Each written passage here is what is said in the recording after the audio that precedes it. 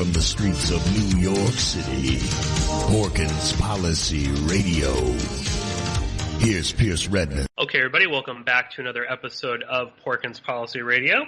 As always, I am your host, Pierce Redmond. You can find this show here every Tuesday live from 3 to 5 p.m. Eastern at Ocelli.com. Of course, you can also find it on my website, which is PorkinsPolicyReview.com. If you are new to the show, there are lots of ways to listen. You can, of course, find everything archived on my site and on Ocelli.com. You can follow the RSS feed directly on my site. You can listen on iTunes, TuneIn, Stitcher, Google Play, Player FM, Podbean, and pretty much all minor and major podcatchers will have the feed. And, of course, you can also hear me replayed on Friday night on a host of other networks. Of course, provided I send my show to Ed Opperman, who also replays the show on his Spreaker channel, and you can also hear it on Chuck's Spreaker channel. But enough of where you can go to hear the show. I just quickly want to apologize for missing last week's show. I was feeling really, really sick. You can probably hear it a little bit in my voice. I'm not totally 100% better, but I am feeling much, much better than I was. And I am very excited to be joined today by a good friend of the show and frequent guest, Robbie Martin. Of course, Media Roots Radio. You can find a lot of Robbie's work at MediaRoots.org, as well as on his other website, averyheavyagenda.com. And Robbie joins us for the first installment in a monthly series that we will be doing together, looking at QAnon, its influence in the conspiracy movement, the conspiracy culture, the news cycle, and sort of all of the stuff that's kind of connected to that. And we'll see how it evolves. But, Robbie, it's good to talk to you, and it's good to have you on for the first of what I hope will be many episodes on this. Yeah, I hope so, too, Pierce, and thanks for having me on again. I always love coming on your show.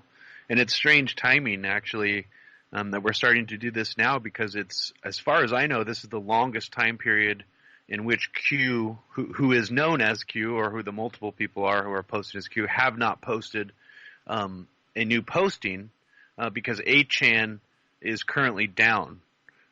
So this is sort of creating a new predicament for the Q following in general.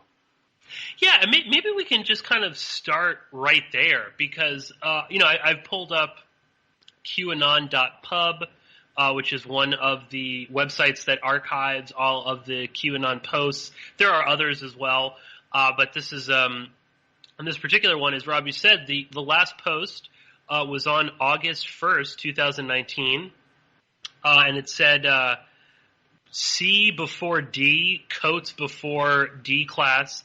The month of August is traditionally very hot. You have more than you know, Q.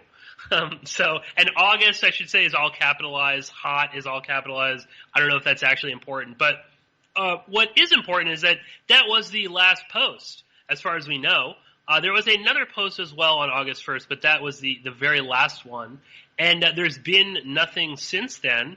And, I mean, I guess the first thing, because like I said, we wanted to do a series on this because it is something that you and I have returned to over and over again. But and maybe before we get into why it's important to study this, I mean, what do you make of just the mere fact that Q hasn't reached out through some other means?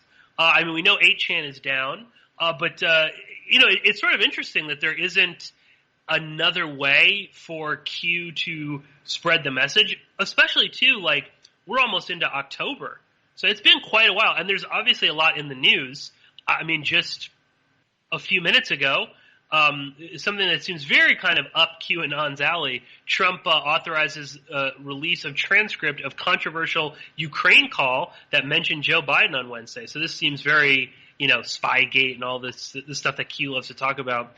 And nothing from Q at all. So, I mean, what do you make of that, Robbie? Just the mere fact that this, government insider can't seem to communicate with anybody beyond 8chan. Oh, it's really fascinating. I think that there's an interesting sort of breakdown of what's happening in the post-Q posting universe on Daily Dot by an author named Mike Rothschild. And I don't know if he's the QAnoners would see those posts and be like, he's a Rothschild. I mean, I don't know what his actual family relations are, but he's been writing some stuff about what's been happening and how Q followers have been trying to pick up on these breadcrumbs since it stopped posting. And one of the interesting things that he found, and that QAnon supporters are genuine believers in, is that the president's own tweets are actually continuing these breadcrumbs, that there are codes and things hidden in each one of President Trump's tweets, not every single one, but a great deal of them, and that there is sort of a hidden message in those that people are trying to decode like tea leaves. And this was already happening during when Q was posting, but now it's sort of just continued on to being about, what are the Q messages in Trump's tweets, which is really fascinating, again, Pierce, because the whole time it's not just that this is some insider with Q level high security clearance. It's that this insider is working directly with the president. This is something that these people have long believed, which is a very, very different style of conspiracy theory than any of the previous sort of government, dark government, deep state conspiracy theories we've seen before, which are always implicating in some way the president or the president's people as being in on a bad or evil conspiracy. This is fascinatingly different. The fact that the president is actually represented as a hero who is sort of a beacon of truth and light guiding this counter-coup conspiracy, where you can argue that even the way Q states what it is a conspiracy on its face. It's just a good conspiracy designed to fight this coup that's being attempted against Donald Trump. And that's the part that blows my mind the most, is that Trump is the hero in this theory, and they sort of accepted the fact that he is part of this, and he is helping drop hints and breadcrumbs either by working with Q or just himself on Twitter. And that's a whole other ballgame. We've never seen a major conspiracy theory with this much traction where the sitting president, is considered heroic and is actually the one who's going to uncover all these truths. And that's, I think, what makes Q the most unique out of any of the previous conspiracy theories that I've been familiar with. Oh, totally. And this is something, I'm probably beating a dead horse here, but you and I talked about this, I think, the very first time we ever discussed QAnon, this weird shift within people that are attracted to conspiracy theory, that have always been distrustful of the government, suddenly seem to embrace the government. We saw that when Q suggested that FEMA camps and rounding up people were a good thing, because of course they would be rounding up the demonic Dems and Hillary and all the pedophiles out there and sending them off to Guantanamo for secret military trials. But they were sort of in favor of that. But to now see it, totally full circle, where, like you said, a conspiracy theory or a conspiracy, movement, people obsessed with it, to think that the president of the United States is like a hero in all of this is very odd behavior to me. Especially, when, and maybe this kind of speaks towards this perception that the people that are really into QAnon are kind of like an older generation that maybe weren't always so distrustful of the government, or we're distrustful only of certain aspects of it. But that is so strange to me, like you said, that, not only is Trump, kind of part of this, but he's like a main character in this bizarre play that is unfolding. And even more so, this seems to elevate Q truly to this like godlike status, where it basically now one can even make the argument that Q is Trump, which is strange in and of itself. Was he always QAnon? Where was he? Is this part of some sort of, if this is some kind of a controlled experiment by the intelligence agencies to see, can you seed something within the conspiracy movement and get results? I wonder how aware Trump was. I mean, I know you had talked about this a couple episodes back on Media Roots. This that weird like social media, luncheon at the White House, where like half the people there were Q supporters or people that were certainly cashing in on that, and Trump seemed to be fine with surrounding himself with them. And I mean, I'll throw it to you, Robbie, but it's that to me is the most bizarre part of this is how like enmeshed all of this is, and it almost seems like the QAnon stuff is completely mainstream at this point. It's not weird anymore like the Q posters at rallies. That seems to still be happening. Even if he's not posting on 8chan, there's still Q people, at all of these rallies. And the sort of mainstreaming of this, maybe you can talk a little bit about that, because that seems to be, part of a concerted effort to take this fringe idea and to now bring it in so much that Trump is no longer just like, this isn't like the famous or infamous tippy top speech, on Easter, I think. Trump now seems to be like fully participating in this. And maybe you could talk a little bit about that, Robbie. Well, yeah. I mean, what I think you've seen over the past 6 months or so is a complete merging of what was isolated to the more fringe right-wing boomer sector of the internet, the QAnon conspiracy narrative, and the mainstream right-wing media narrative have now largely merged together in this really interesting fashion.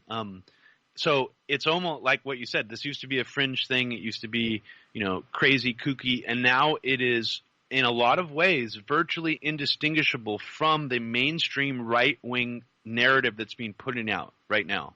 And that's very fascinating. So if we examine that, and if that was part of the goal maybe of this, it's been rather successful. So you can make the argument that, there were people in right-wing media who were sort of seizing on conspiracy, culture for their own clickbait and utilizing that energy for their own means. I mean, even people like Alex Jones were pioneers in that early on, long before the era of Trump. But I think that model, if we're just looking at that as a model, so like even during the Clinton era, people like Drudge or David Brock or other people who were trying to dig up all these conspiracies on the Clintons, what they were able to do is basically create a partisan sort of monstrosity, but very powerful one, of all of these sort of, fantasy-like conspiracies about the other side. So, like, that are specifically partisan ones. In the early 2000s, we sort of had an explosion of post 9/11 conspiracies that, definitely implicated Republicans like the Bush administration and the neocons, but they also the conspiracy went so broad that it implicated pretty much the entire national security state. It was a bipartisan conspiracy in a large part. It eclipsed partisanship.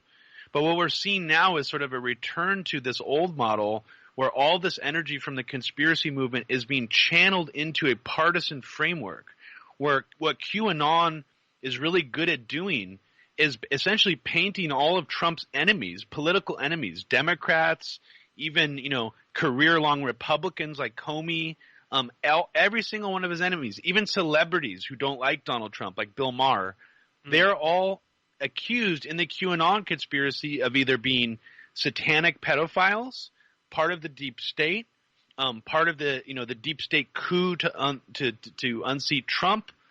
They are funding Al Qaeda. They are actually part of Al Qaeda. In some cases, Hillary Clinton's directly linked together with the Muslim Brotherhood because of Huma Abedin, and she's also dabbling in child pornography. So it's just like piling on top, over and over again, the most dirt possible on top of the people on the other side of the spectrum, the Democrats. And I'm not one of these people that thinks that the Republicans are bad and the Democrats are good. I mean, I think, there's a lot of bad people in both parties. Most of it's really bad. But it's very interesting how powerful this conspiracy has become when it is essentially just really a partisan weapon, when you really boil it down to what it's accomplishing in the political sphere.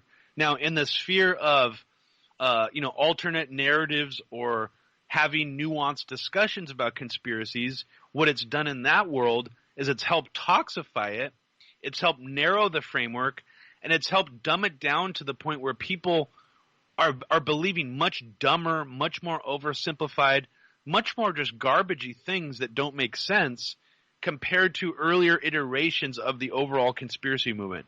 QAnon appears to act like a dumb magnet for dumb people and boomers to sort of draw in that energy to hit that reptile brain, and to throw all these things in that are, kernels of truth. Like they were trying to undermine Trump's presidency with Russiagate. But the reasons why, go much deeper in the QAnon conspiracy. In fact, there's such strange things in that whole narrative that they actually were trying to represent Robert Mueller as some kind of hero who at the end of his Russiagate probe was going to implicate Hillary Clinton and Obama as being guilty. But that, of course, didn't happen. And whenever these things don't materialize that Q promised would happen, it doesn't matter. They just move on to the next thing. So it doesn't matter that Q keeps basically not fulfilling all these promises. They just move on to the next promise or next drop or boom or whatever Q wants to call it. And a lot of times, Pierce, they will actually just read into a media event, some kind of spectacular media event, like even like a train crash, for example, and say, oh, this was what Q was talking about. So this was the drop. Here's what this means. Here's what this means. So a great deal of the Q conspiracy in general comes from people reading the breadcrumbs and the tea leaves of these original, very minimalistic postings by someone posting as Q on 8chan. And since 8chan is shut down now, this person, at least as far as I know, hasn't been able to find a new outlet to keep pushing it's sort of, that, hey, I'm Q and I'm posting on this now. Nobody's, made any kind of announcement that's been believed like that. So as far as we know, this is just sort of on hold for now. And I don't know if it's just because 8chan is down. Surely there are other websites where someone could post something with an encrypted key or something like that. So I'm not sure what's going on. But I think another angle to this, Pierce, that I think is really frustrating to me is there actually is a lot of good analysis about Q in sort of the left-leaning media sphere, like Daily Dot writes really good articles about Q. There's actually a fairly good podcast called Q Anonymous that does a really good job analyzing Q. Now, the problem that I've found with their work, and most of it's actually really good. The analysis is extremely sound, very, very well researched. But one thing I found interesting about these outlets or these venues to find out about Q from a critical perspective is that they cannot seem to come to believe or wrap their minds around the idea that Donald Trump is actually involved in this and that he is not just passively inviting Q supporters to the White House just because, that he is actually deliberately inviting these people to the White House because they are Q supporters. And that not just that, but that he is actually involved in not just promoting Q, but then he might be actually involved in the messaging behind it as well. And I am surprised that most commentators who are critical of this haven't been able to go that far with it. They still think it's a total LARP where it's just some jokers hoaxing everybody on the internet that are completely unaffiliated with the president himself. And I think there's enough circumstantial evidence at this point to make the case that Trump is somehow involved in it. But that actually makes it really scary and dangerous and bad. But Q believers seem to think that makes it good and more believable and more honest. So it's a strange thing. I find myself coming from a place which is it's hard for me to relate to other commentators on this, even though some of them are doing great analysis and really breaking down the details of what's happening with it. I think there's like people in that sphere, I think, are a little reticent to embrace that. I think because, like you rightfully said, it's a lot scarier and it goes a lot deeper. This isn't like an amorphous movement that's sort of like someone is trolling all of these people. It's much more serious, like you said. This seems to be deliberate. There seem to be people pushing people in certain directions. I mean, just the amount of like violence that has been committed in Q's name. No, that's not to say that that's cause from on top, but that just goes to show you that at least for some people that are maybe slightly unhinged, this theory is enough to push them to do something drastic. How many other people would do this if Q asked it of them? And also too, I mean the again that I think people are hesitant to link Trump to it. Because then it's like, I don't know, maybe they'll look too partisan or something, or it's just like it's kind of like a bridge too far. You know, people don't want to think that the president of the United States would be that involved. But again, I mean, the second he had Lionel in the White House when he was full blown, you know, QAnon every single day, that was total confirmation for me that this was happening, that this was real, that this was, you know, he was reaching out to them. And like, you know, more and more so, he does seem to be playing like an active role. I think it's people are just sort of uncomfortable about it. They don't want to believe that he would do this. And just also on that, you know, that the president kind of has that sort of power over people, or that it's sort of going beyond just a silly thing. Have you seen this? This is like one of the Q posts. This is from July 29th, 2019. It's a picture that I guess Q posted. It says, and he said, "We now have plenty of space." It's 3 people in front of the like sign for Guantanamo Bay, the welcome to the U.S. Naval Station, Guantanamo Bay, Cuba, you know, Captain John A. Fisher. And then I did see that, yeah. Yeah, it's like 3 obviously soldiers with Q shirts holding up. They each have like a sign in front of their face with Pepe the Frog, and it says, "We are Q." You know, that's like really frightening. Yeah, and I'm sure Guantanamo would have to know who these guys are. You know, there's only so many people at that naval base, and they clearly are. I mean, you know, they look, you know, they've all got work, you know, army boots on, and just how would they get there anyway? But that, I think, you know, again, sort of shows the strength that this movement has, and how brazen people are as well. I mean, can you imagine if they were holding up, I don't know, some sort of like, I don't know, left-leaning thing? I mean, they would be, you know, like, remember that guy, you think he was at West Point, who had, didn't he have like some sort of like Marxist thing like in his hat? He got fired, right? Or not fired, but he was dismissed for that. Yeah, Spencer Rapone, yeah. No, I think that aspect of it, Pierce, is something that I used to be more focused on and concerned about earlier on in the Q narrative, and I don't know why I'm less concerned about it now. Maybe it's because there aren't as many posts coming out now and that 8chan has been shut down. But I still think we should be really, really concerned that on some level, whoever was trying to direct all these Q supporters, you know, Q, if it was one person, multiple people, whoever is behind this, whether you believe it's some kind of LARP or just pranksters or not, what they were in essence creating wasn't just a partisan weaponized conspiracy theory. It could have potentially become, and I hate using a term that's linked to the war on terror like this because I think it's a bullshit term in general, but it could have become sort of almost like a sleeper cell force of brown shirt foot soldiers ready to launch a civil war in this country.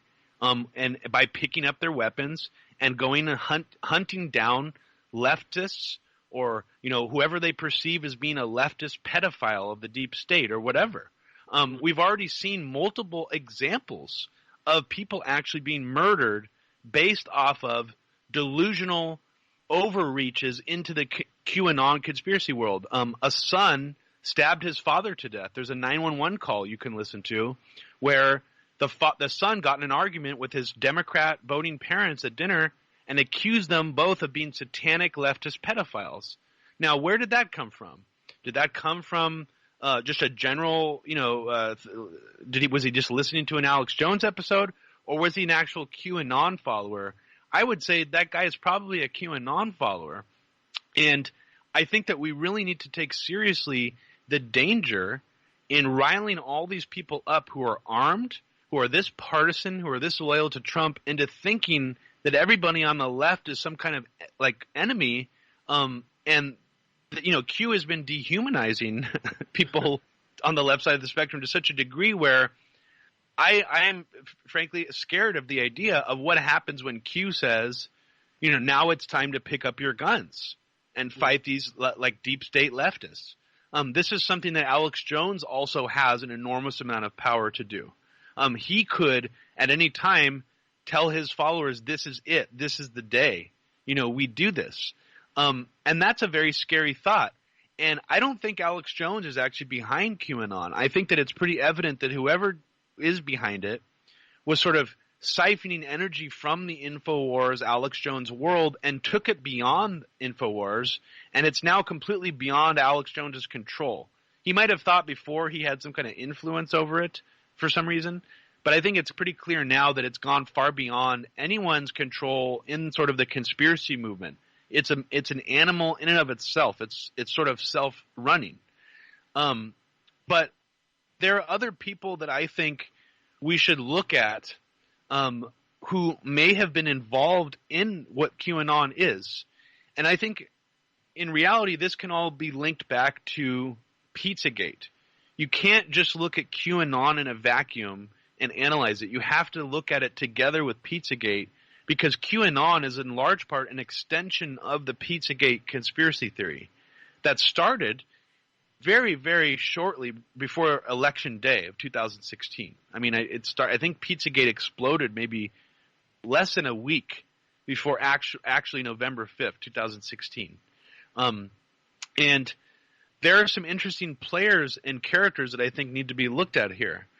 We need to look at Erik Prince of Blackwater, who dropped very strange hints on Breitbart Radio about Anthony Weiner. Right? Yeah, having lots of child pornography on his computer, and also he made claims that Hillary Clinton was connected to Epstein Island, that she was down there, basically involved with having sex with children. Now, this whole narrative was sort of with the counterpunch, or not the counterpunch, but the knockout punch to it was the Cassandra Fairbanks posting of the spirit cooking thing found from the Podesta emails. Now, if you think Cassandra Fairbanks is savvy enough of a journalist and smart enough to have gotten that scoop herself of being able to search for spirit cooking inside those Podesta emails and break that story, I have a bridge to sell you. That is completely unbelievable on its face. And I have actually gotten statements from journalists who have spoken to Cassandra, who actually admitted in private that she was given this tip and that the information was designed to scare Hispanic voters away from voting Democrat. That somehow Hillary Clinton, the Democratic candidate, was dabbling in Satanism. And that was actually the stated purpose of doing this. And when you look at both of those stories together, just Erik Prince's breadcrumb dropping and her story created sort of this snowball that immediately turned into Hillary Clinton was running some kind of sex trafficking ring out of this pizza parlor. Now, right around the same time you have this narrative being formed, leading into the election, you have this strange figure named Steve Pieczenik. I don't know how to actually pronounce his last name.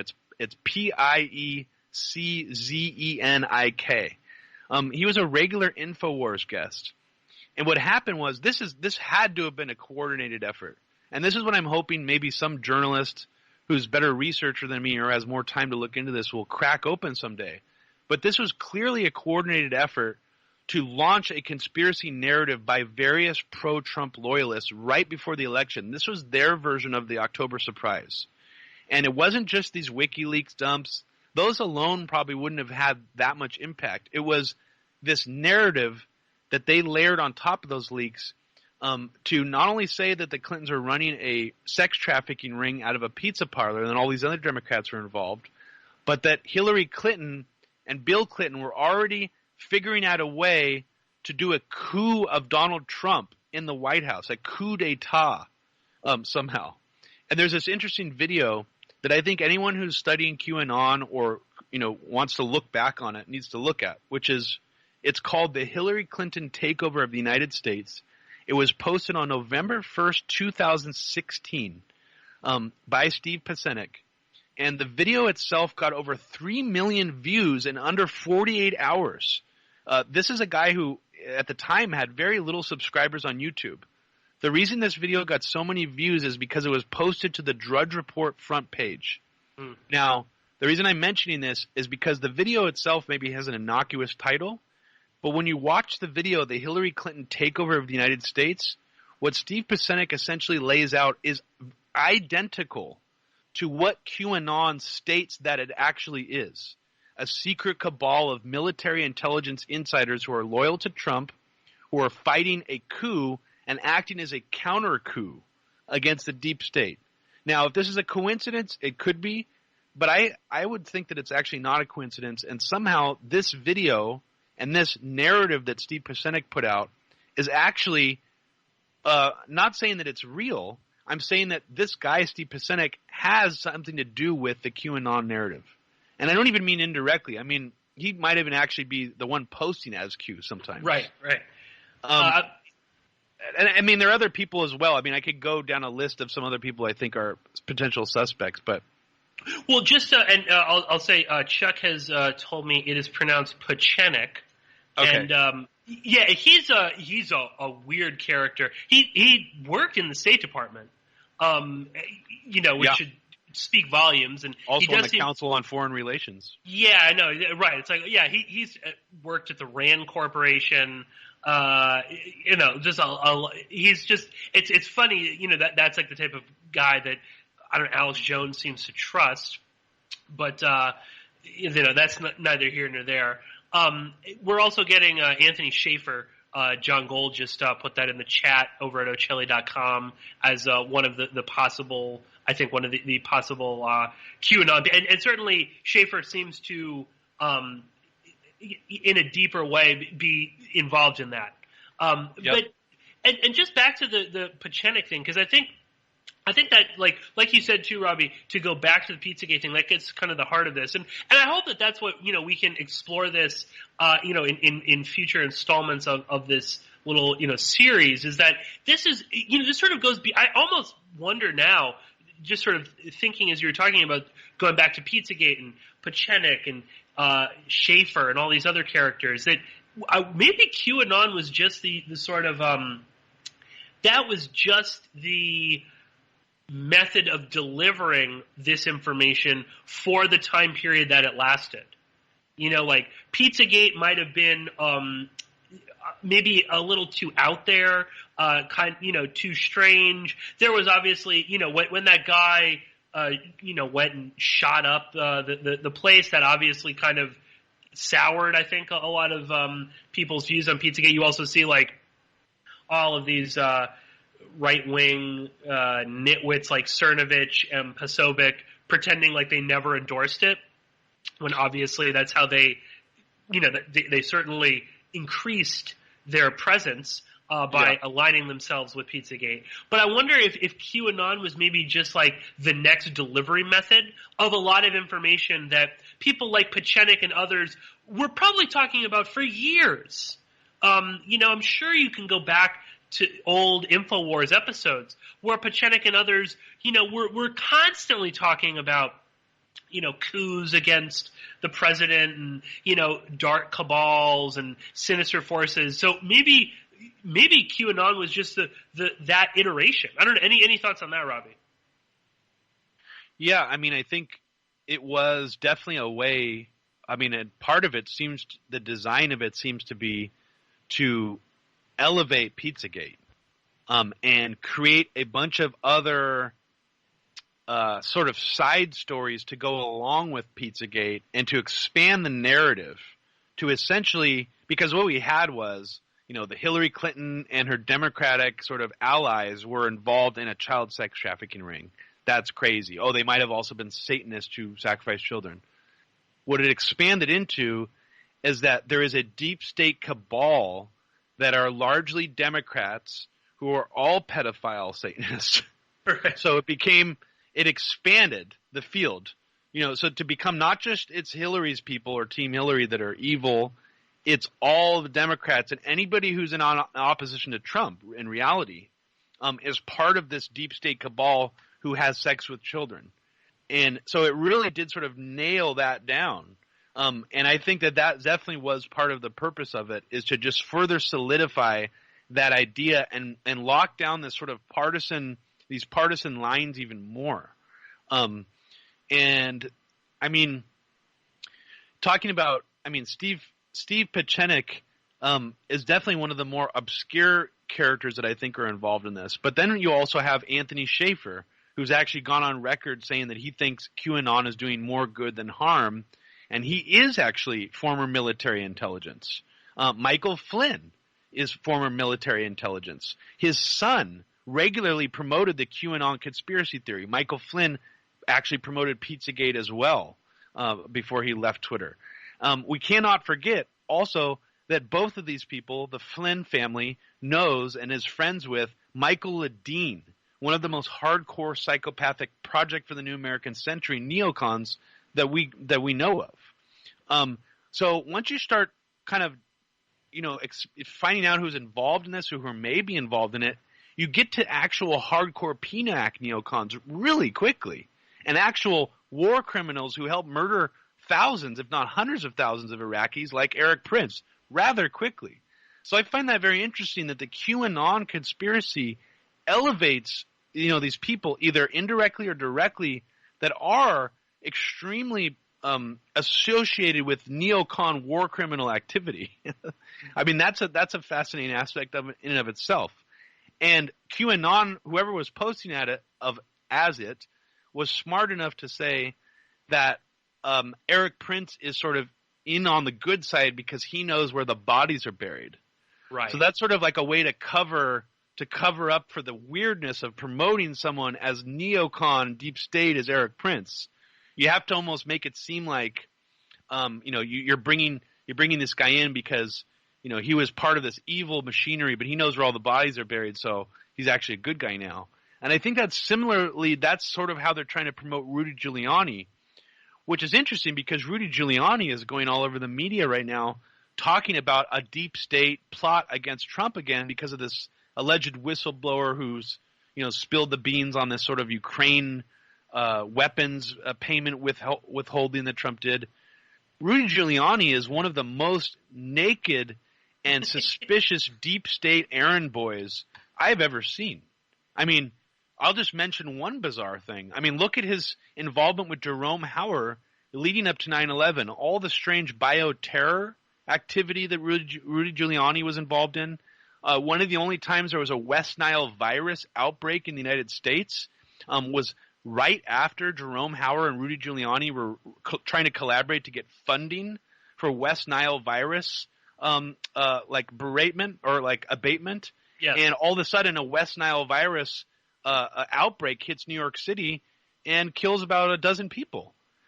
These are just very strange things that happened under the tenure of Rudy Giuliani, and this is not even mentioning the fact that he made the decision to destroy the World Trade Center crime scene evidence. He also made money off of the 2001 anthrax attacks. His law firm also helped represent Manuel Noriega during the 1980s. This is a guy who is oddly deeply connected to the deep state, while only holding office as mayor later in his life.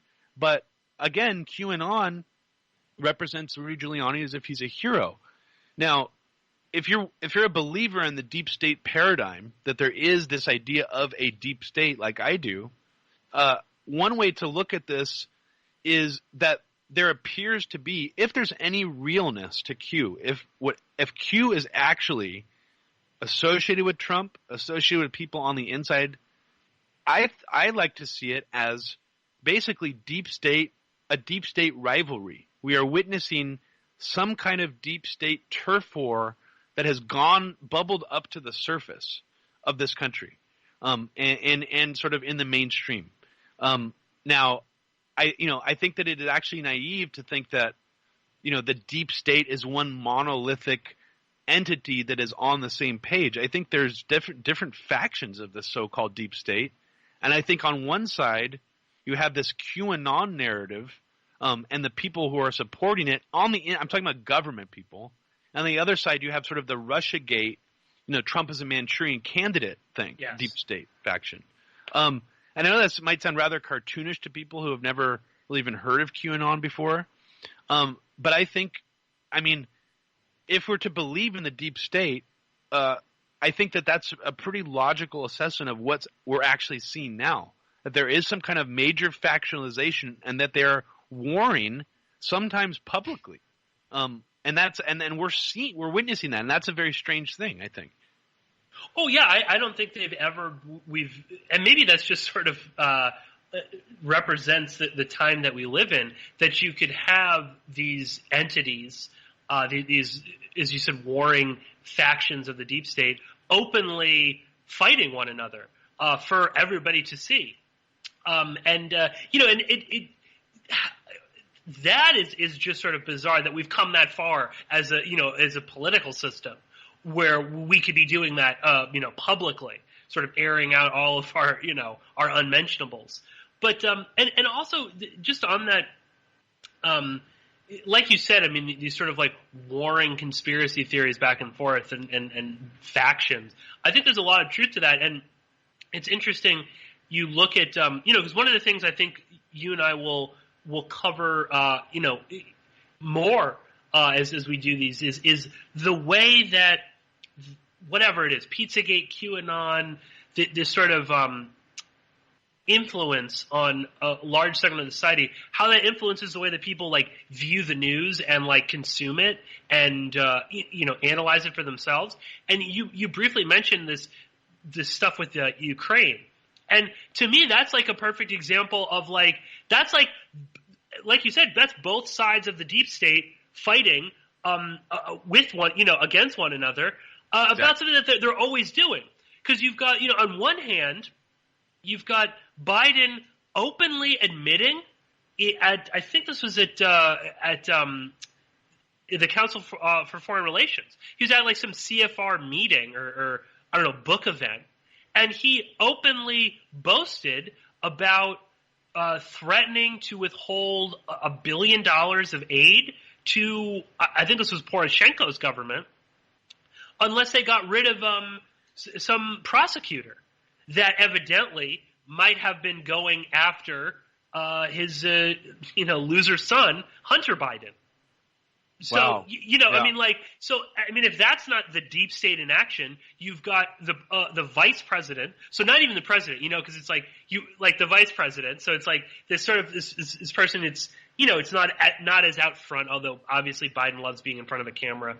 But you've got the vice president telling a foreign leader in another country to possibly fire a prosecutor that might be looking into his son's involvement in a shady Ukrainian energy company, which he was wholly unqualified to be a part of, and they're gonna take away aid money, and then cut to, and he's boasting about that. Then you cut to Donald Trump basically doing the same thing, telling the new government in Ukraine, look into Joe Biden, because I don't want to deal with him in the election. That is like the deep state in action. But they're both sort of fighting one another, and it's so funny. Democrats and Republicans alike, they both seem to kind of admit that this was happening, but that only one side was really bad. It was okay what Biden did, but it's not okay what Trump did. How is that any different? Biden is saying, and again, Biden's not even the president. What authority does he really have? Yeah, and I think what happens is when Trump touches something that has truth to it. This story was reported originally by CNN and all the mainstream media outlets when it was originally, like when his son got appointed as the head of that gas company. It was reported on like it was a scandal. I even included a clip in my documentary film, A Very Heavy Agenda, of Jake Tapper reporting on the absurdity of his son getting hooked up like this. Now, it's interesting because what you see is this disingenuousness that you're talking about.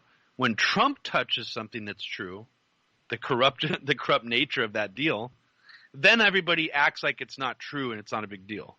Because Trump, it's like just because Trump touched it and talked about it, now we need to try to bury it. And I think that that's the problem. It's like Trump is smart enough to touch these things that have kernels of truth to them, and then he can sort of watch the media go sort of epileptically try to like distance themselves or do backflips or not touch it at all and deny. And it just ends up making them look really bad, and the Democrats look really partisan.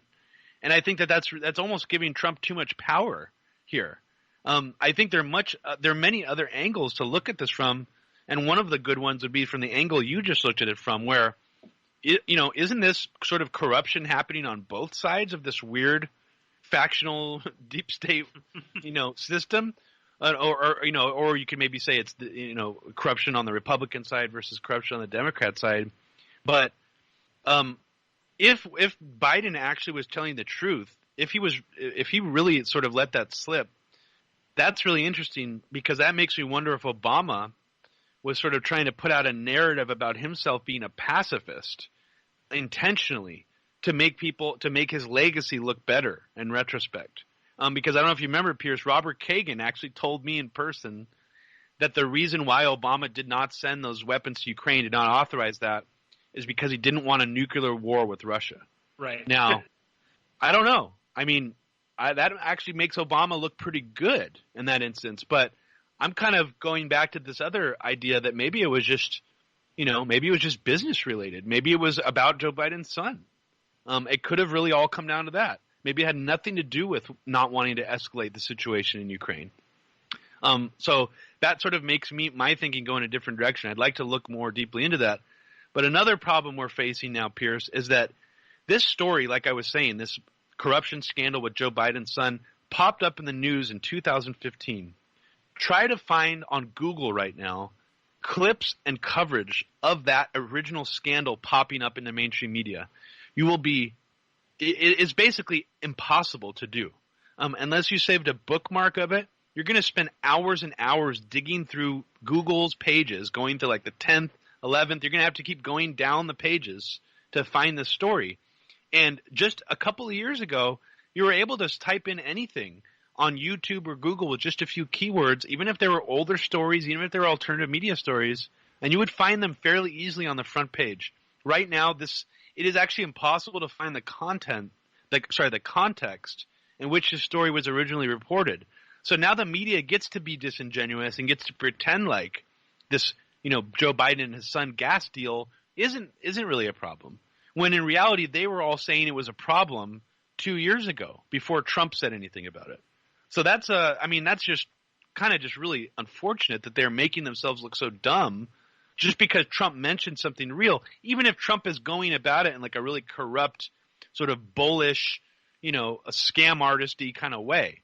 And then also additionally, this idea that Trump is a pacifist or wants to stop war is also hilarious, because nowhere in any of this news is Trump saying, I'm going to withhold this $250 million to send weapons to Ukraine because it's going to escalate the situation. Apparently he only withheld it because they weren't going hard enough after Joe Biden's son. So it's really all just political bullshit. And it's sad because Trump, again, could use that opportunity to be like, look, I'm not going to escalate this with Russia. This will create an escalation.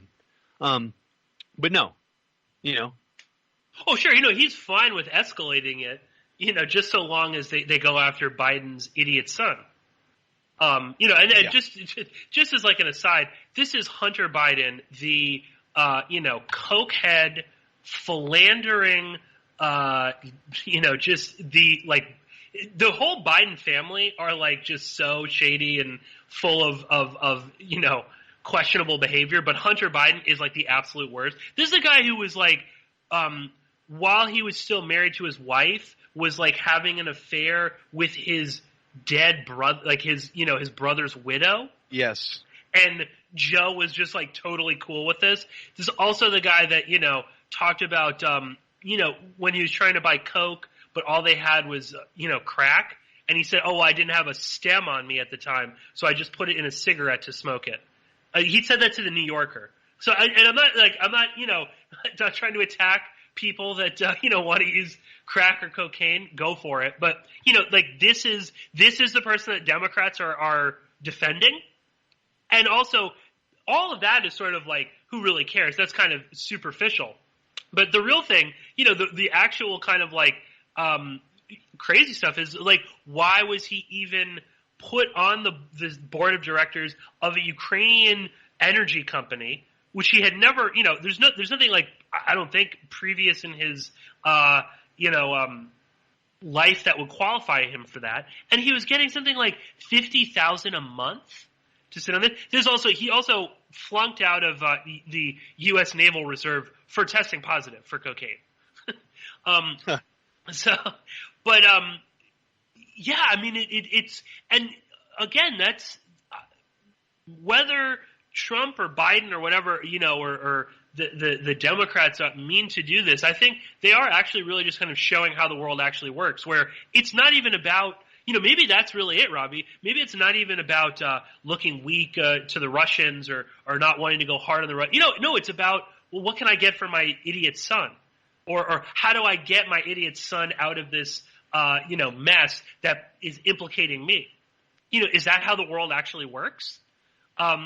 I mean, I think when politicians like Biden are more brazen, more just not giving a shit about things, I think that is the way that it works. But no, I think some other politicians are much more careful to do things that appear that nepotistic. Like I think Obama is probably more strategically and politically savvy than Biden, where he wouldn't have never appointed like any of his children, to something like that, or even like someone who was related to him and his family. I feel like he would have been more politically savvy. Biden seems very unsavvy in pretty much every way you can imagine. So I think someone like him, yeah, I mean, I think a lot of politicians would probably, if they could get away with it, would try to do that. But I think Biden is sort of in a unique class where he just seems like he is completely unsavvy, doesn't care, just gaffing constantly all the time. So yeah, why the hell not? Just appoint his son as to this job. Right. Who cares? But I think in general, most politicians are probably, they wouldn't want the PR backlash of that, so they wouldn't do that. So that's what's interesting and different about Biden. But, I mean, the Ukraine situation is so weird because, what happens when we do fund apparently that funding just went through. So what happens now when the Ukrainian army has all this much more surplus from the U.S. government? Are we going to now see an escalation in that war? Now that it's sort of died down and kind of gone on the back burner a little bit. That's going to be very strange because this is Trump actually egging on an escalation with Russia in a way that the Obama administration did not do.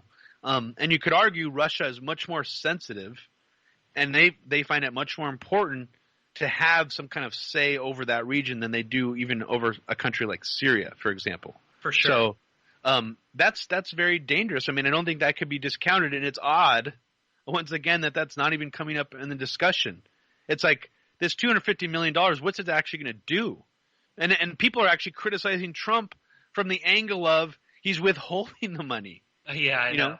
It's like, which is probably going to like neo-Nazis, I mean, like the people in Ukraine that are in power that we're aligned with are not, to quote Trump, they're not good guys.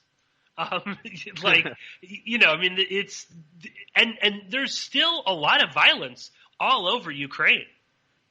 There's still like a sort of low intensity war, in the East, as far as I know. So yeah, no, and it's so funny, Robbie, like the way that without even meaning to do it, like Trump is maybe inadvertently revealing more about the deep state and how it actually functions by having a pissing contest with Biden. Because this could also totally backfire for him to, we could even jump to, maybe we'll cover this next month, but like just on the politics side of this with the election and how Q and that stuff will kind of factor into it. This could all backfire for Trump in the election. I think he would rather run against Joe Biden than Bernie Sanders or Elizabeth Warren.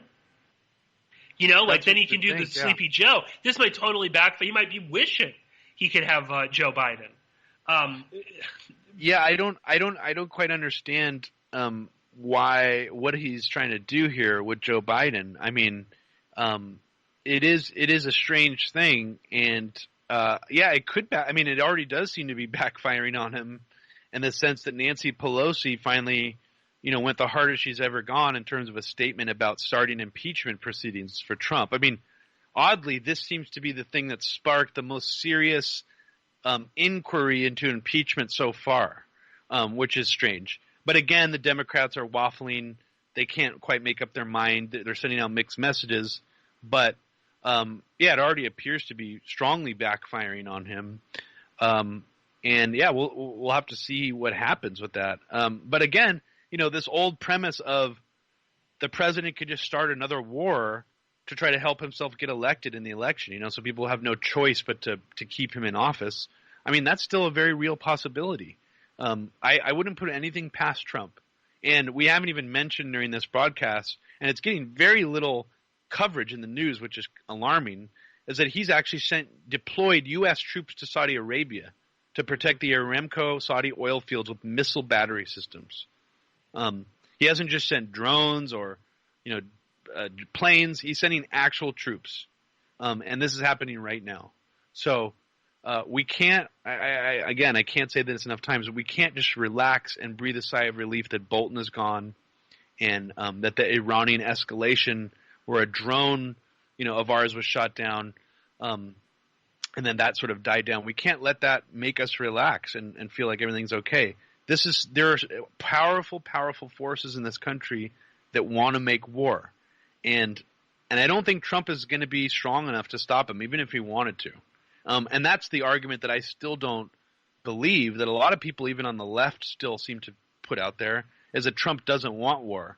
I don't really know what he does or doesn't want. He's so all over the map that I just don't understand where people are getting that idea from at this point. I think he wants whatever he doesn't have. So, or whatever he perceives to be as like weak. So again, it's he was saying, he complained that Bolton was always trying to push him into war, and then he fires Bolton, and then Trump said, I wanted to go even, harder than he did in Cuba and Venezuela. So what does that mean? Like genocide? So I think he just wants whatever he doesn't have at the moment. So I think that's actually what's so scary about him. At times he seems actually intent on not going to war, but other times I think he will do it if he perceives it as something that he should have, that he should be doing. Then that's fine, go for it. Maybe I think that's one of the dangers with Iran and Saudi Arabia, is that he could be talked into doing that, at a moment's notice. And obviously, I mean, look at it's not getting any play either, really. A little bit more than the Saudi Arabia stuff, but the talks, the peace talks in Afghanistan, that crumbled in 24 hours because of something that the Taliban always does. They're still fighting. That hasn't ended. But we are at the end of the first hour. Robbie Martin, I want to thank you for joining us for this inaugural episode, or this inaugural segment. We will be continuing this hopefully once a month with Robbie Martin of Media Roots Radio, MediaRoots.org, a veryheavyagenda.com. Robbie, I think you've got like 30 seconds, so anything you want to say? Yeah, just be really careful out there which conspiracies you decide to subscribe to and promote. These things have real effects, and just be a responsible researcher, and don't believe the hype. Usually if there's a lot of hype, it's probably too good to be true. Most of the real conspiracies are marginalized to these darker corners of the internet that you find on websites like historycommons.org, which is based on Paul Thompson's 9/11 timeline. I tell people all the time, if you think all the 9/11 truth stuff is crazy because what you've seen on YouTube or Alex Jones, you're doing a disservice to the real work that's been done, that's overshadowed by all this hype machine and this clickbait. Don't fall prey to that. Remember, there are real conspiracies and there's good research being done. It's just not that stuff that's getting boosted all over the internet right now. Absolutely. I couldn't agree more. So we will be continuing this conversation sometime next month. Definitely stick around for the second hour. I will be opening the phone lines, so we'll be right back after this commercial.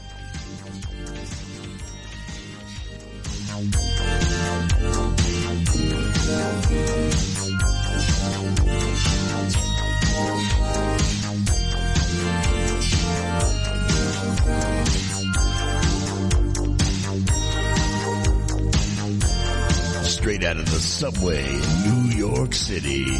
Yeah, baby. The radio show that never sleeps. Porkins Policy Radio with Pierce Redmond.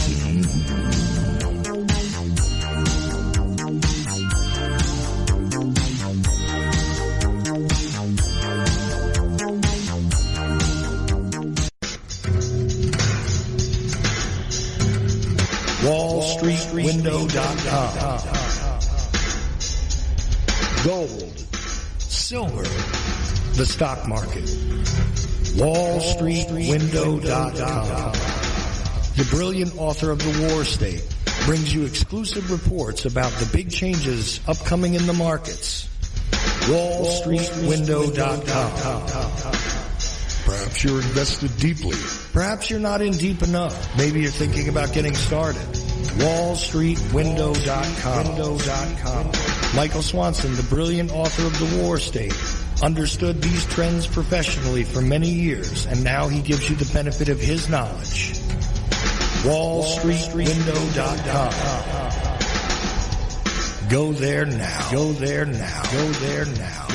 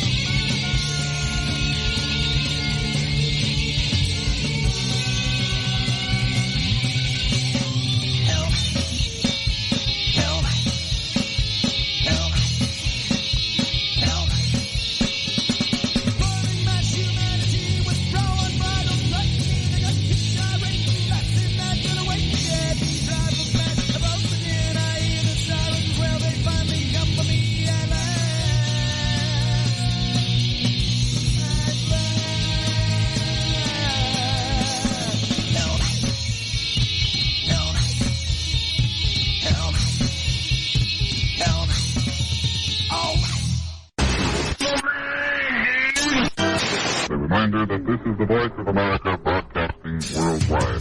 The age of transitions. Warning, warning, warning. Uncle, the podcast. The Ocelli Effect. Porkins Policy Radio with Pierce Redmond. On Ocelli.com.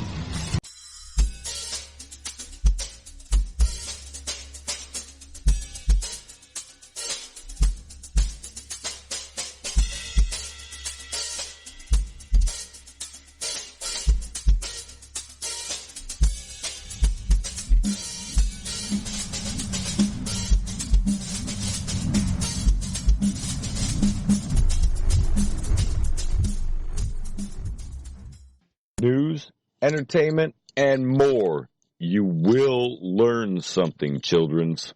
Ocelli.com.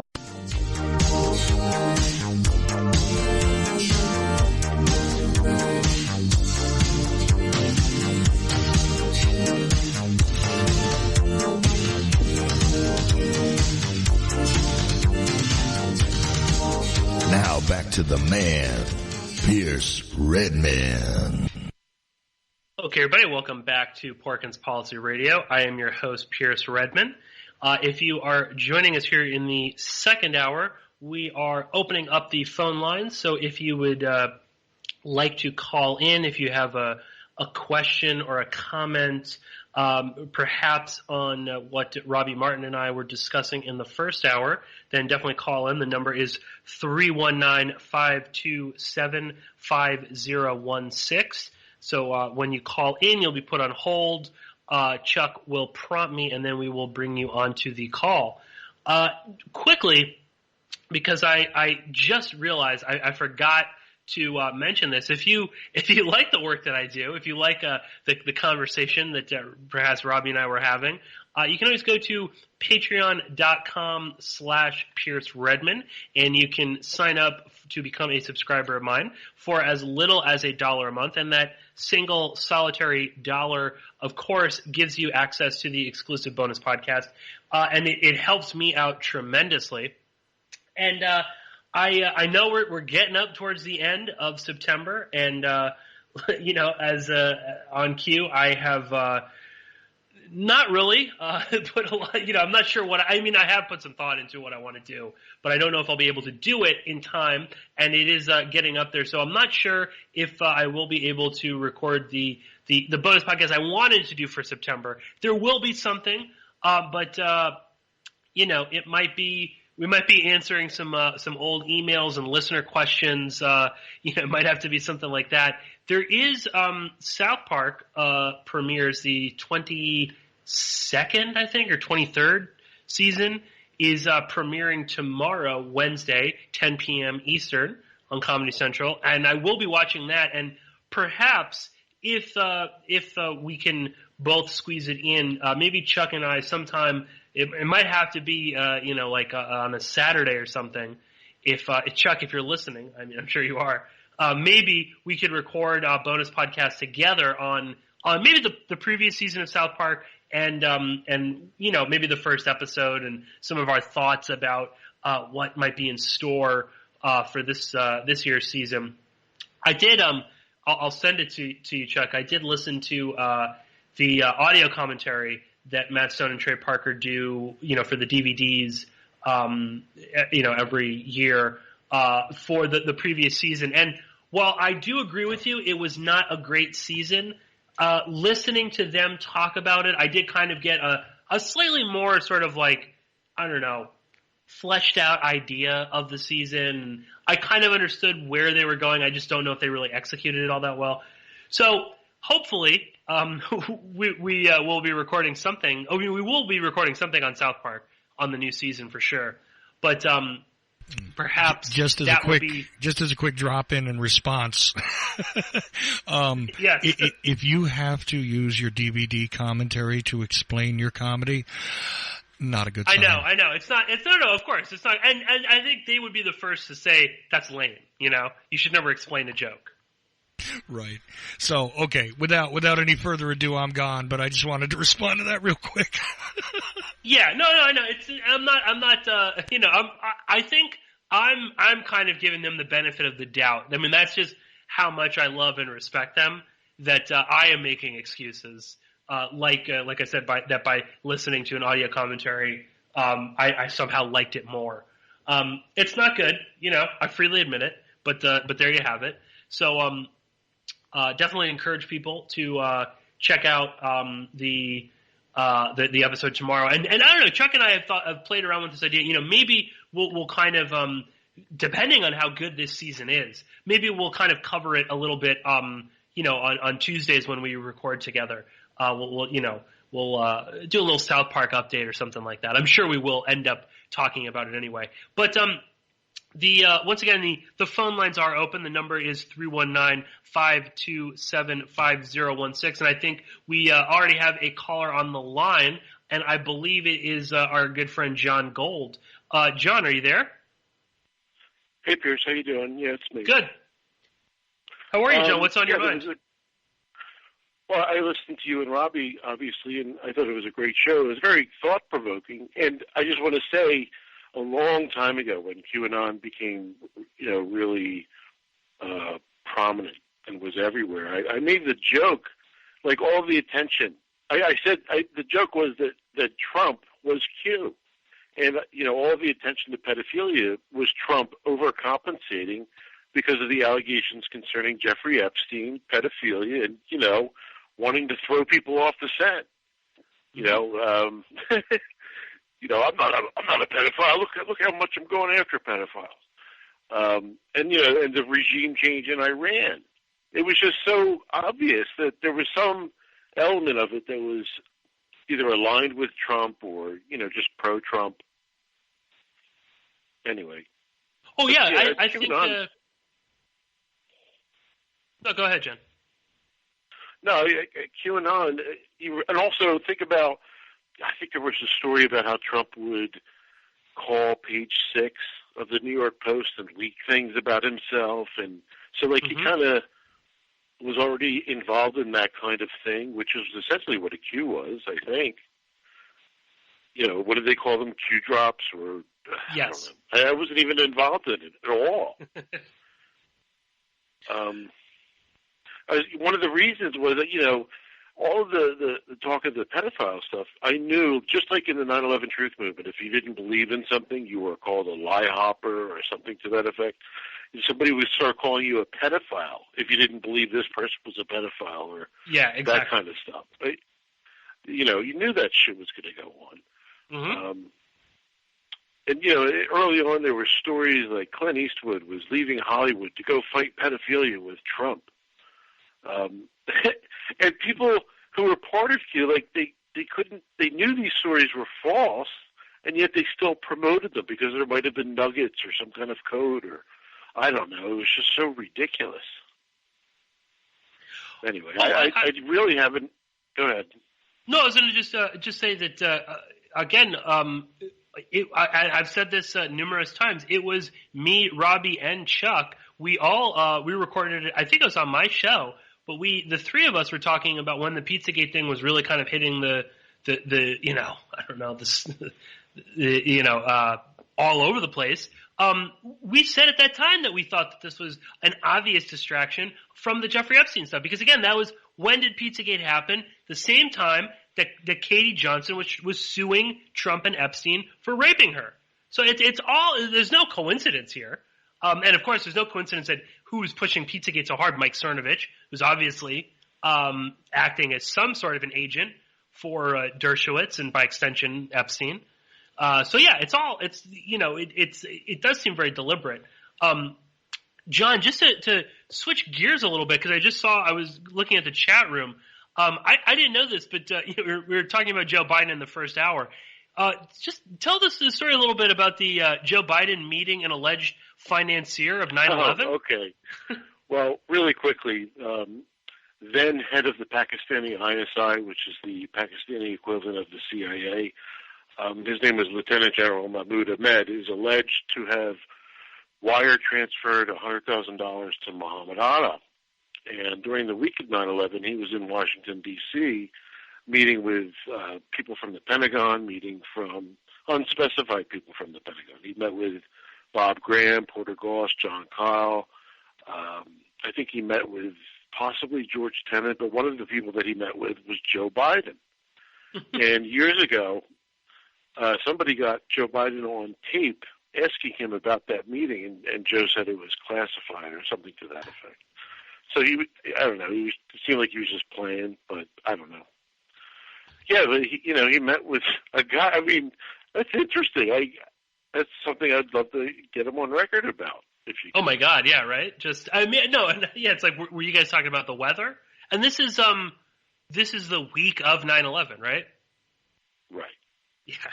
And this is somebody, in the months prior to 9/11, George Tenet, I think, met with him, possibly Richard Armitage, but I know that Bob Graham, Porter Goss, John Kyle, I think, met with him in Pakistan in the weeks prior to 9/11, and then met with him on the day of 9/11 in D.C. And I asked Bob Graham about that meeting when I interviewed him, and I think he played it off as innocuous, just one of those Washington things, right? Yeah, right, exactly. Quickly, John, while I've got you on the line as well, what do you make, because we were talking about this a couple of weeks ago, what do you make of this decision by Bill Barr, and although I think Donald Trump is sort of taking credit for it, to release the name of one of this infamous Saudi official who seems to have been involved in San Diego?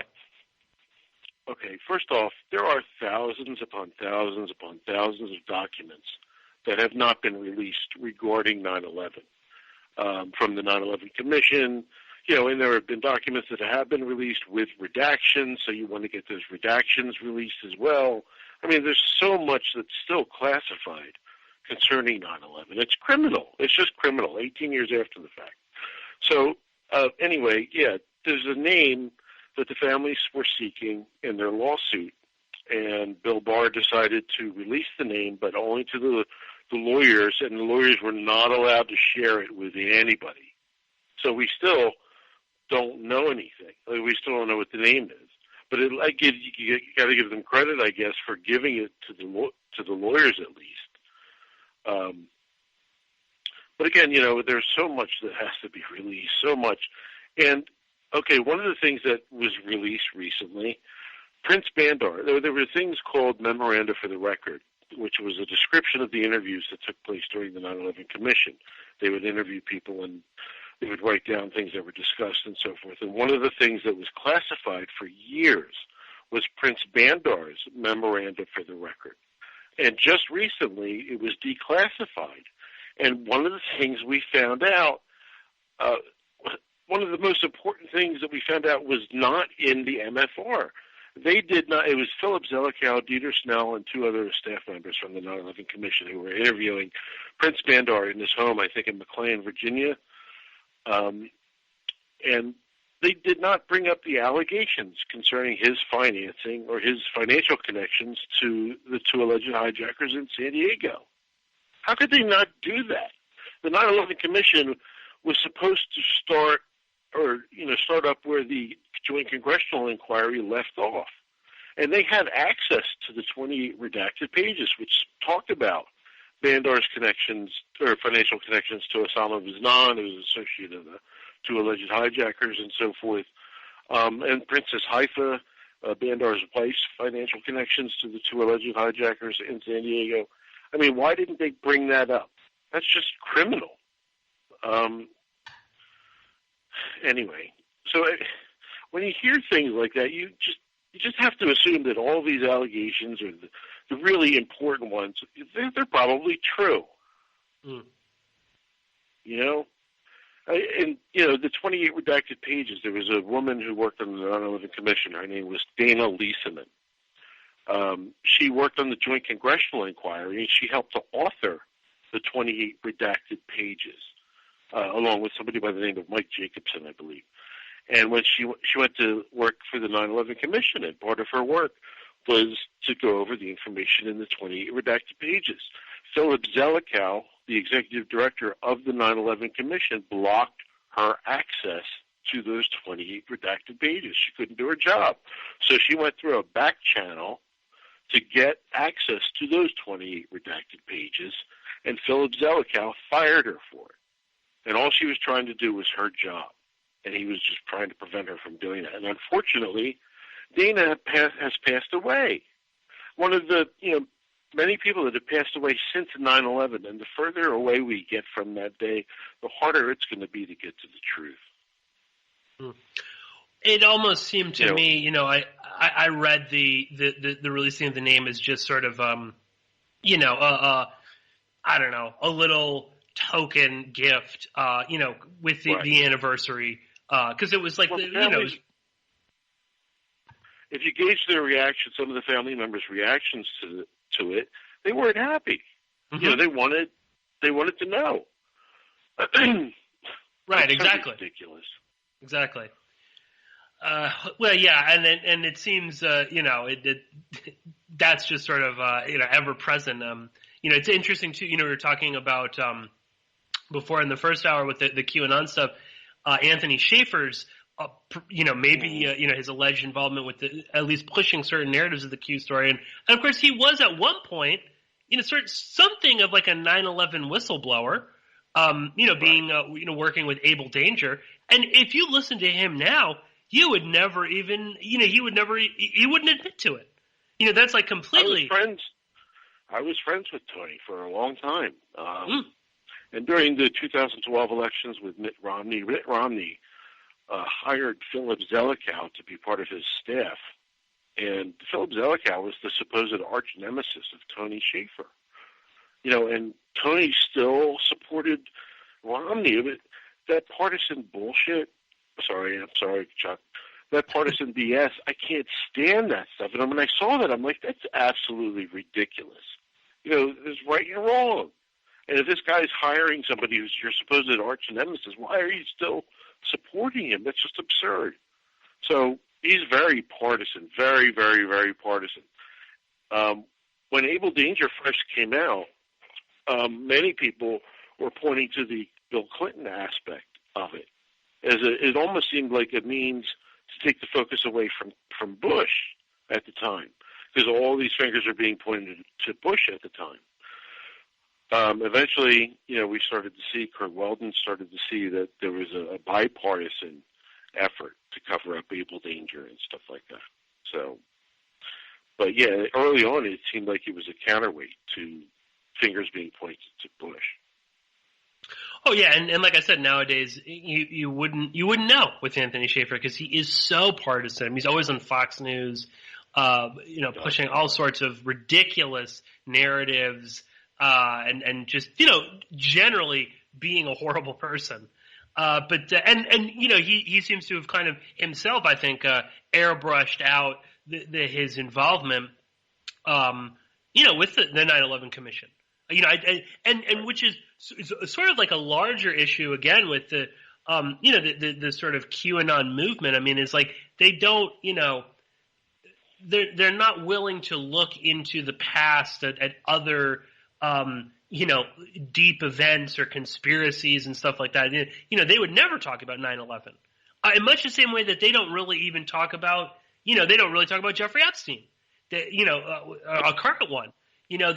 Their only real knowledge of, I don't know, maybe conspiracy history seems to be with poor JFK Jr., who evidently is still alive and is, I guess, Q. But they're not talking about JFK's assassination. I mean, there's no context to this world that they have sort of injected themselves into, and that's sort of like a large. It's interesting. The larger sort of all of these right wing. And Twitter, citizen journalists, you never hear them talk about things like 9/11. I mean, that would never occur to them to discuss events like that. I've never actually been in an 8chan or whatever the hell they're called. I've never monitored them. I just see people say Q this and Q that and put a Q in the middle of this and it looks stupid and whatever. And it's just annoying to me. It's just an annoyance. Mm-hmm. But I know what they're about. It's all pro-Trump. So why would I be anywhere near that? Why would I want to associate with something that's partisan in nature? And anyway. Indeed. John, thank you. I'm going to let you go. Yeah. Oh, yeah. Thank you, Pierce, for having me on. No, absolutely. Once again, John Gold. You can follow John's work on Twitter. What is your, quickly, let the listeners know about your Twitter handle and your website. My Twitter handle is 9/11 Justice Now, and my website's WeWould Lie To About911.com. Thanks, Pierce. Thanks, Chuck. No, thank you. Thank you, John, for calling in. As I clear my throat, something you shouldn't do on the radio, but there we have it. As I said, I'm still recovering a little bit. So I apologize if I sound a little off. Once again, if you want to call in, if you'd like to ask a question, if you've got a comment, anything that we have been talking about. The number is 319-527-5016. I was going to, or I wanted to talk a little bit about the situation with Iran, and perhaps for the sort of remaining half hour, that's what we will we'll kind of cover. So if anybody wants to call in about that, please do. But very interesting, this situation with Iran, or more importantly, I mean, the situation in Saudi Arabia. Robbie was alluding to that in the first hour a little bit, and I'll actually be talking with Robbie tomorrow about this, so that should be out hopefully in the next couple of days. But these oil facilities that were bombed or were attacked by this drone, this was like just when I started to get really, really ill. And I'm sure Chuck covered this probably on his show last Tuesday, which is when it was really kind of like reaching critical mass. It has seemed to have kind of quieted down a bit, that is an interesting trend that I have noticed with geopolitical events and maybe that is, I don't know, illustrates how the media hypes up these particular events. But we saw that a lot with Venezuela, and we're seeing that recently with the bombing of these oil facilities. Is like suddenly everybody is kind of like lockstep, like war is happening right now. Don't wait. We got to cover it. And I myself kind of got like whipped up into that fervor. I was talking with a friend at work about the oil facilities being attacked by these drones, and we were both like, my God, maybe this really is that moment that we've been waiting for. And then it does kind of die down, and perhaps that's how it's always been. But there seemed to be when we reached those sorts of moments in the past, at least, we would see something. It would culminate with a much larger event. Whereas lately, and I don't know, maybe it's because people behind the scenes are talking. Maybe it's because the media is hyping it up. I'm not sure, but it's interesting to see how even people like myself, and I generally like to think of myself and, of you, the listeners, as being a little bit more careful in our analysis. But I was kind of convinced that something was going to happen. Just taking a sip of water there. But anyway, let's talk about this a little bit. Because there still seems to be this sort of debate going on, and everyone is, kind of playing the blame game. And I think that that's interesting. And actually, this question over was it Iran, was it the Houthis, actually says a lot more about the instability or the how much of a basket case Saudi Arabia actually is. So I know that it's extremely popular on the left to assume that Iran is some sort of a benevolent actor in the Middle East, and that they would never fund the Houthis, and that anybody that says that is a warmonger or is part of the neocon agenda. I think it's a little bit more nuanced than that. And while I don't buy into this theory necessarily that the Houthis are this completely puppeteered group, that they are an Iranian proxy, that is not true. And I highly encourage people to go back, actually listen to the old shows that I did with Issa Bloomy, Professor Issa Bloomy, talking about Yemen, his book Destroying Yemen as well, because I think that what we're seeing right now in Yemen with these various armed groups are still undefeated. Saudi Arabia hasn't been able to defeat them. The UAE, seems to have basically, they've removed a lot of their own troops. They don't seem to be actively participating in the widespread violence. And in fact, UAE apparently is actually backing the Southern secession movement in Yemen, which is was this back in the 70s and 80s was a Marxist leaning movement. They did secede. Yemen was North and South Yemen until really fairly recently. We're talking about the 90s. And that is, of course, when Saleh became the strongman of Yemen. When they united Yemen in the 90s, and then they fought a pretty gruesome civil war after that. But what we are so I think that the groups in Yemen, the armed groups, the political groups that are operating in Yemen, be they the Southern Secessionist Movement, be they the Houthis, or Ansarallah, I believe is what the Houthis call themselves, and there are other groups as well. I mean, let's not forget Al Qaeda. It seems to be one of the more organized franchises of Al Qaeda that still exists. Is operating in Yemen. These groups, I think, in a lot of ways, they don't actually need all that much foreign influence. These groups have been fighting for their rights. They've been fighting for a say in what goes on within Yemen politically for decades. Some of these groups even longer than that. So this is the same thing like Afghanistan. I mean, there are groups in Afghanistan that have been fighting against foreign invaders for centuries. So it's the same thing. I mean, it's not that that Iran needs to be funding them exclusively. These groups already have a long history of resisting tyranny and foreign occupation, and Yemen is no different.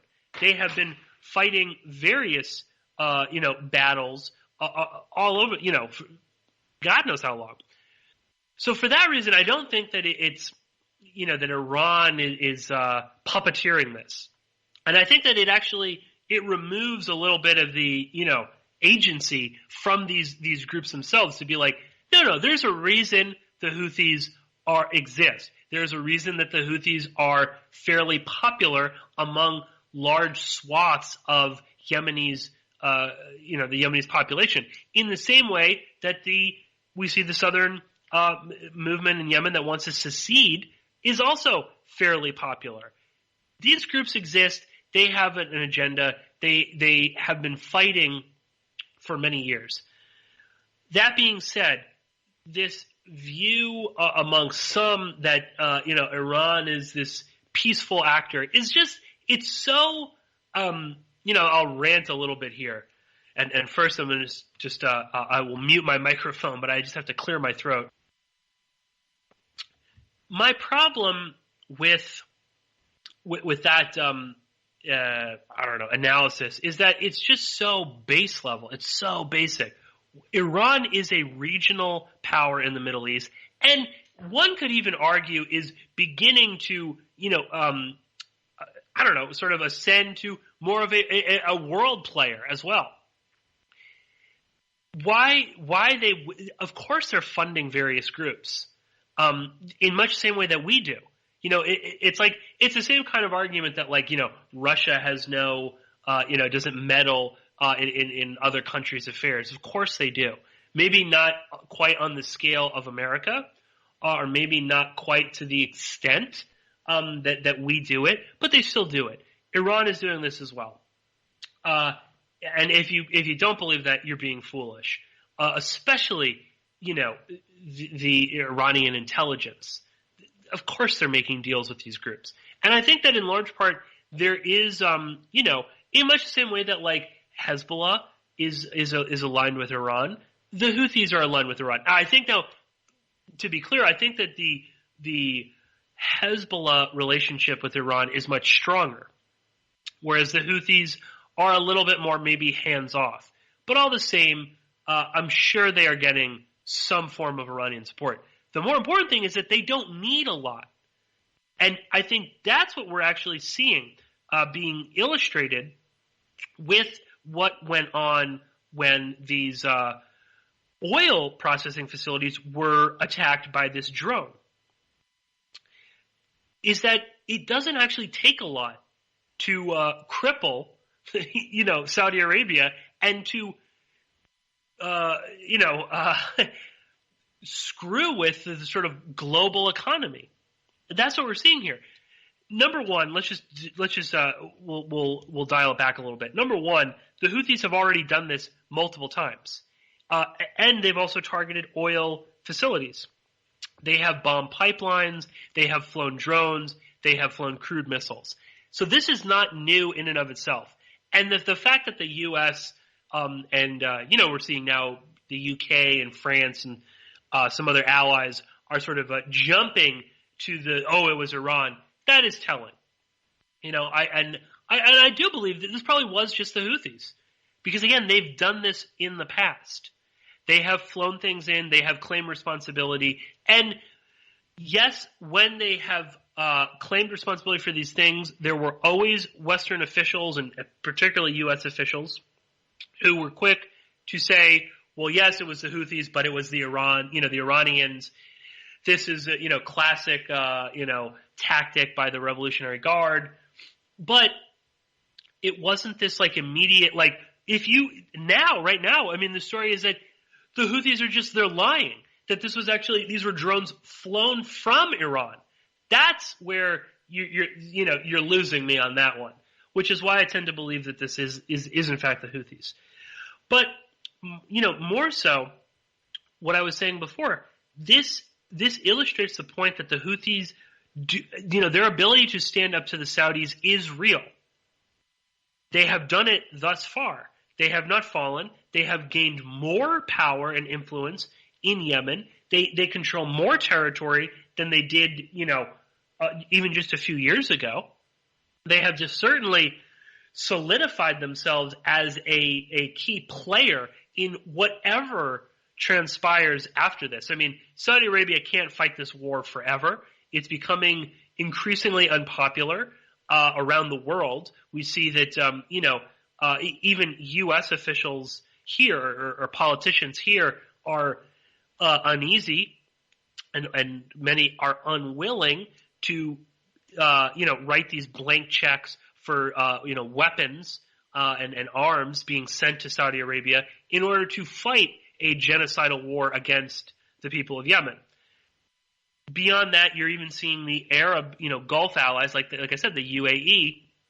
They don't want to fight this war, or if they are going to fight it, it's going to be in a political way, and maybe they will back the Southern movement, perhaps fight it as a proxy battle. I think they see a larger, they're seeing a larger picture here, where if Yemen starts getting divided up again, if they can't do this, there are, there's certainly the southern Yemen is very near the Red Sea. These are important trade routes. There is also allegedly a lot of oil, off the shores of Yemen in that general area. So perhaps that's, they're reading the tea leaves, and that's how they're seeing this. But, more so to the point,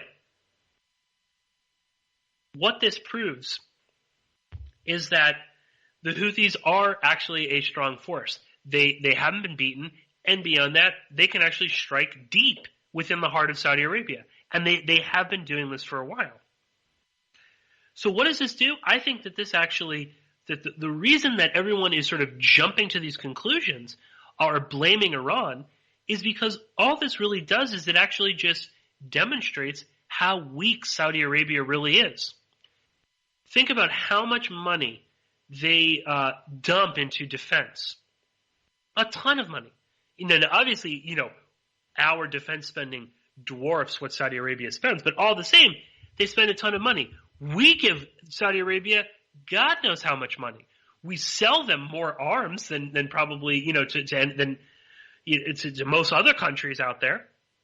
They have the state-of-the-art Patriot missile defense, all these, fighter jets, radar, all this kind of stuff.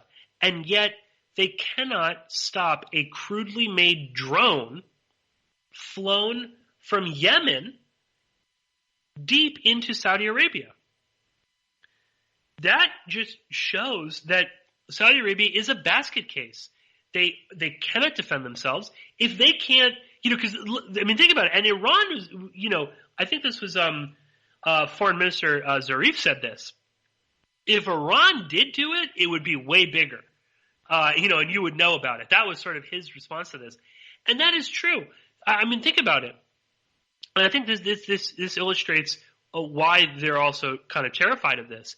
If Iran did do it, if the Houthis could fly this, crude drone deep into Saudi territory, not be shot down, not only hit the target, but cripple world markets, have oil start spiking through the roof, instability all over the place. There's talk about, going into reserves and just, to bring Saudi Arabia to his knees. Imagine if Iran launched, airstrikes, real airstrikes. I mean, they could stop the, global supply of oil. So I think that this is really illustrating how weak Saudi Arabia truly is, and that is very scary to both to the Saudis and to the Americans. I think it is definitely, just in terms of like the global financial industry, it doesn't make them particularly upbeat looking at the situation where, again, a crappy little drone can stop production of oil in Saudi Arabia.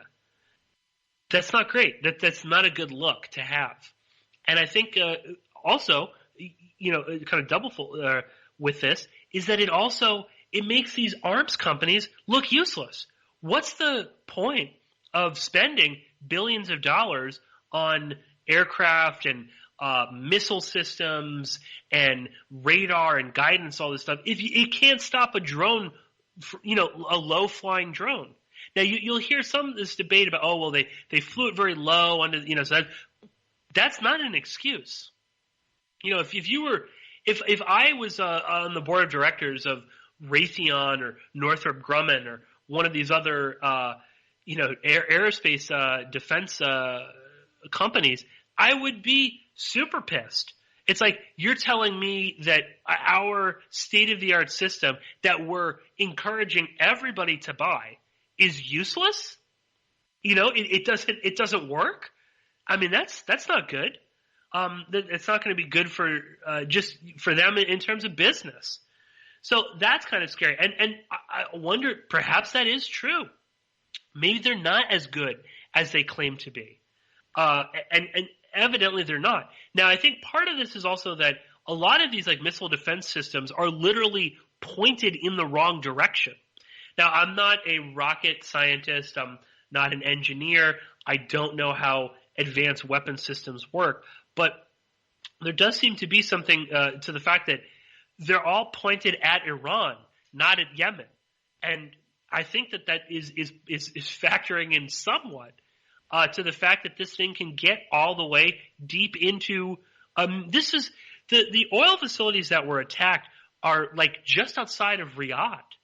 So, I mean, imagine that. I mean, imagine a drone flying into Riyadh, into a big office building or something like that, or I don't know, into, on Main Street or whatever the equivalent is in Saudi Arabia. It would be very scary indeed. And so I think that that's actually what this is about. It looks better if, it's Iran. They've got all this sophisticated hardware, and they were able to somehow, get this drone in and beat our radar system. That plays better than the, ragtag Houthi rebels flew a crudely made drone from Yemen to deep within Saudi Arabia, and all of the money, all of the military hardware, everything that the Saudis have is no match for that. That's not a good look. And that just also proves that Saudi Arabia is super vulnerable. Imagine other groups that might want to start doing this. I mean, there are other I don't know. What if some, Iraqis started doing this, or other groups in Yemen? I mean, imagine if the Houthis give, drones to, other armed factions in Yemen. They start flying them in there. What about Al Qaeda, right? Flies a drone, into Riyadh or Mecca or something like that. It would shake, not only Saudi Arabia, but I think it would also shake the sort of, global security industrial complex. Suddenly, the pennies dropped. These countries are not protected. Again, American might doesn't really matter. I think there's also a fair amount of this is the logical iteration of something that these arms companies like Northrop Grumman and Boeing and Raytheon and others, they have brought this upon themselves. We have become so obsessed with drones in the West and around the world, and we've put so much effort into designing them, relying on them, using them for our military hardware, that the technology has just advanced to such a degree that now a small faction like the Houthis can have their own drones. They don't have to be state of the art. These are not like those Nighthawk, those crazy giant ones that the U.S. has. These can be relatively small, relatively inexpensive. Certainly, when you compare them to Patriot missile systems or there's like what's a F-35. The thing is so freaking expensive. They only manufacture like a limited amount. The technology is such that doesn't matter. It has proliferated to the degree where, and this is also just kind of terrifying, that you could have lots of smaller countries or certainly armed groups getting their hands on drone technology and being able to cause severe damage, death, destruction, and crippling global markets. If the Houthis are able to do this, imagine what Hezbollah can do. Imagine what other armed groups can do. And there's not to say like, oh, we should go after them or it's good or bad. It's just a reality. And I think that these countries are also realizing that. Again, if the Houthis have this, Hezbollah must have drones, probably of a higher caliber as well. And you're talking about Hezbollah. I mean, that could reach anywhere inside Israel. Look at what Hamas and Islamic Jihad have been able to do with basically bottle rockets being fired from Gaza Strip into Israel. What's that Iron Dome? It doesn't do anything. That's useless as well. So I think that's like that kind of fear, and they don't want these arms manufacturers. They don't want the world to know that don't spend any money on this Patriot missile defense system because your neighbor with a shitty drone can fly it and blow it up. That's interesting on that level. That this idea that this is actually about minimizing the it's about minimizing the fact that Saudi Arabia is totally defenseless when it comes to at least a certain type of warfare. That for all the money they spend, for all the promises from America, it doesn't really mean a lot. And also to minimize the fact that there are countries and armed groups, political factions and whatnot around the world that could have seen that and realized, oh, you know what? That's a game changer for us. We should start investing in drone technology. Because, look at what the Houthis have been able to achieve. Saudi Arabia, this behemoth, rich country with all the best American weapons and defense systems, doesn't mean anything. It means nothing. It's totally meaningless. Now, on the other side of that, I think that, blaming Iran is also kind of, I know that it's very easy to dismiss it, particularly those, in the anti-war movement or on the left, they don't want to admit that Iran would ever do something like this because they're not benefiting from this. I think that's a little overblown. I think it's a little too simplistic. I talked about this before. I was not totally convinced that Iran wasn't behind those oil tankers that were being sabotaged. I made my case. I don't know if it was if it succeeded. I made my case on Chuck's show that I thought that Iran might actually be behind that. And, we shouldn't totally dismiss that right now. While I do think that this idea that Iran flew the drones from inside their own country into Saudi Arabia, that's BS. But, could they have asked the Houthis to do this? It's totally possible. It's certainly plausible. Could they have, or at the very least, maybe provided the Houthis with the drone? Yes, that is most likely the case. Could there have been a wink and a nod? Maybe. Again, plausible. We shouldn't completely dismiss it. I think that's too simplistic. I think it's naive as well. And it's just, it doesn't, it's not helping anything. And we should never view these countries that are playing a very dangerous game.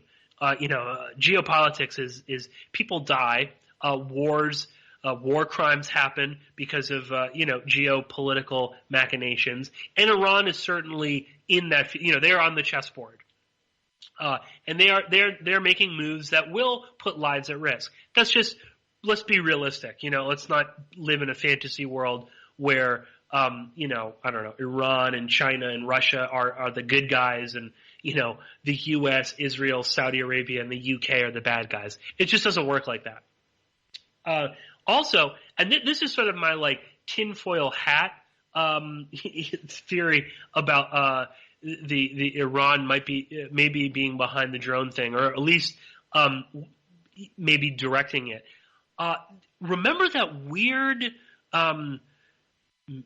rocket ship disaster in Iran, and Donald Trump tweeted out some classified photo and gave this weird message. He was the first person in the world, it seems, to publicly acknowledge that Iran had some sort of catastrophic rocket explosion out in this base, and then tweeted a classified photo, and then got all angry and saying that he could do it. It was that tweet, to me, read not as Trump being a total bumbling idiot, although he was obviously with tweeting the photo. I read that as that was Trump claiming responsibility. That wasn't an accident. That it was sabotage. That we did it. And the whole oh, I'm so sorry. Really sad that happened. You should be more careful. That's like the local, tough breaking your window and then showing up. Oh, that sucks. Everyone else's windows were fine, because they, that we protect them, but I guess somebody broke your window. I mean, that's how I read it. And it would be Trump to sort of pretend to be this sort of, mafia big guy, running a protection racket. So this is my tinfoil hat theory. The U.S. sabotaged that rocket. Then Trump told the world about it. And obviously confirmed to Iran that they had done that. And then perhaps Iran decided, well, cool, we're gonna ask our allies or our whatever, the Houthis, fly a drone into an oil facility and let's see how they like it. So that's my sort of tinfoil hat, and I don't think that it's totally outside of the realm of possibilities. I think we should be open to exploring that. We should be okay with the idea that Iran will fight back. I think that that's also just that's inevitable, and the U.S. knows that too. They know that this sanctions, the international pressure, it's hurting Iran immensely, and of course they want Iran to fight back. They want Iran to do something stupid. So then that justifies, whatever actions that the United States wants to take. So, I don't know. Maybe I'm being a little too silly. Lately I've seen this, like, it's become so much more pronounced, this very narrow-minded view where, it's Iran on one, it's like the evil American empire on one side and all the good guys on the other. And the good guys never do anything wrong. I don't believe that. I think Iran is more clever than we tend to believe when it comes to operations like that. And listen, all the same can be said that there's no definitive proof. A lot of Western Europe doesn't believe there's definitive proof that Iran was behind this. I think that's very important to note. Obviously, whatever Trump, asked for at the UN, it's not going to happen. I believe Russia is heading up the Security Council at the moment. So there's no resolution or whatever it doesn't really matter. China and Russia will veto whatever comes in front of them. But also, I think that internationally, there isn't this push for, to destroy Iran. But we shouldn't totally. All I'm saying is, don't dismiss the idea that there's more to this than simply this is just the Houthis. Again, we need to think a little bit more critically. We need to look at from different angles when it comes to all of this. But as I take a much needed sip of water there, I think we will be wrapping it up for this week's episode. I am beginning to lose my voice all over again. So hopefully I can recover from that. But I want to thank all of you for tuning in. Once again, if you'd like to support my work, you can always go to patreon.com/Pierce Redmond. And also, if you really want to support me, if you want to support the show, I highly recommend you go to Ocelli.com. You can click on the PayPal button, and you can give a donation to Chuck. I wouldn't be here doing this radio show if it were not for Chuck. Even from the very, very beginning, I would have never had a show on AFR was it not for Chuck. And I wouldn't be doing the show right now without my good friend and producer Chuck Ocelli on the other line. So if you like what the work that I'm doing, please go and donate to Ocelli.com. You can sign up on Patreon as well. There are lots of ways to support Chuck, but that is a big one. It's super helpful. It helps me out as well. We can do more, with the network, of course, with some more funds. And I know that it sucks, having to sort of end on, begging for things. But it really, like $1 is all – it really means so much to us. And just even, seeing that update, like, oh, you got $1, $5, whatever. It helps us so much because it doesn't mean like it makes us realize that we're not just doing this for nothing. We're not just talking to nobody. There are people out there that care. It lifts our spirits, is what I'm trying to say. So that's a big thing. So if you can help, please do. Thank you all so much for listening. I'll be talking to you very soon.